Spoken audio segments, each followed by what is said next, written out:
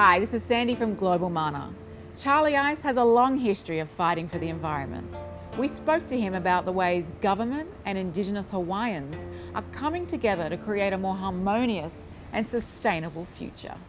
My name is Charley Ice. I work with the Commission on Water Resource Management, known as the Water Commission. It's part of the Department of Land and Natural Resources. Before that, I was with the Department of Hawaiian Homelands developing the water program there. So I have a grounding in Native Hawaiian water rights, as well as a background in ecology. I grew up in Yosemite, so I see nature through that lens. It's sort of in my bones.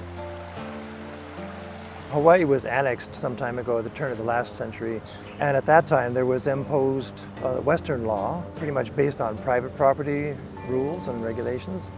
And of course, the Hawaiian Kingdom and indigenous peoples everywhere operate under a common property regime.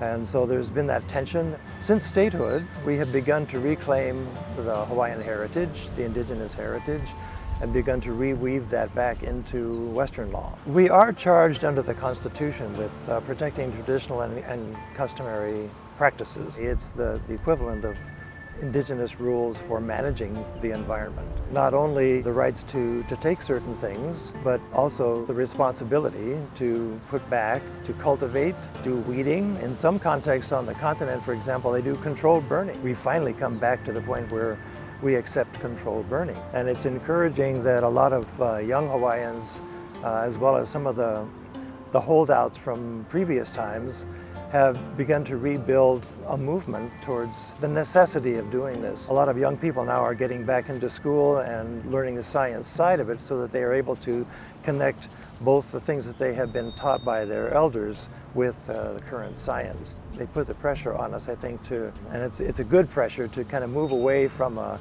staid private property regime back to a more organic indigenous perspective. I'm very hopeful about the future just because I see this movement taking place. But of course, at the same time, we find we're at a stage in global capitalization where a lot of things are accelerating. We have a lot of development here in Hawaii that obeys rules of money rather than rules of the environment. So that struggle is actually coming to a peak, I would say. The service of money and the service of debt always drives the process deeper and deeper into a system that does not acknowledge or respect or treat the environment or people properly. We have to reconstruct our economic system.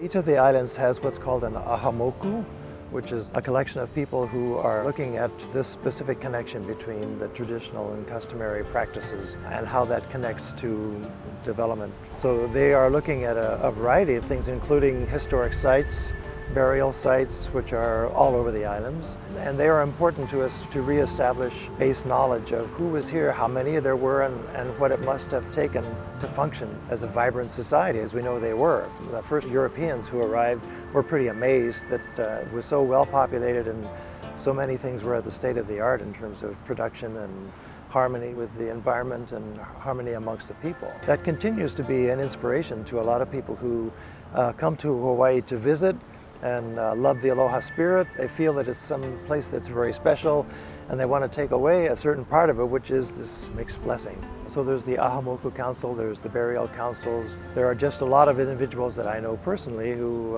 established contacts with because of their struggle to restore their responsibilities to the land. I deal with most of them personally.